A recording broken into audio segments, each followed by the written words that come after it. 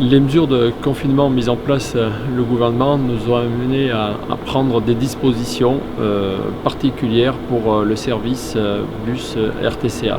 Il était important de maintenir le transport des personnes, surtout pour les personnes qui souhaitaient se rendre et qui devaient se rendre au travail, je pense au personnel soignant entre autres, mais à bien d'autres dont le travail a été maintenu pour satisfaire à minima les personnes. Au fur et à mesure des jours et très rapidement, nous nous sommes rendus compte que les bus étaient très peu utilisés.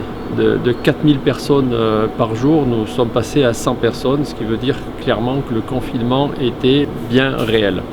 Nous avons bien entendu beaucoup de questions de la part des chauffeurs qui s'interrogeaient sur le fait de pouvoir travailler dans de bonnes conditions. Et nous, employeurs, on se devait de mettre en place des dispositions et surtout leur proposer et les accompagner sur les gestes barrières. Je parle de nettoyage des bus et désinfection des bus matin et soir et très souvent aussi en journée sur le pôle intermodal. C'est aussi de mettre en place des barrières pour qu'il n'y ait pas ou très peu de contact avec le chauffeur.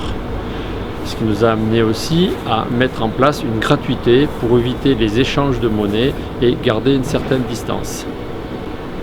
Nous avons bien sûr donné des bouteilles de gel aux chauffeurs, des masques et à eux aussi d'être vigilants pour s'adapter aux conditions. Nous avons aussi limité le nombre de personnes par bus, 5 personnes sur les navettes électriques et 10 personnes sur les grands bus de 100 places. Je tiens particulièrement à remercier le personnel qui a travaillé dans des conditions très difficiles et qui continue aussi aujourd'hui à travailler dans des conditions difficiles. Il faut savoir que nous sommes un service public et il était important de proposer et de continuer ce service.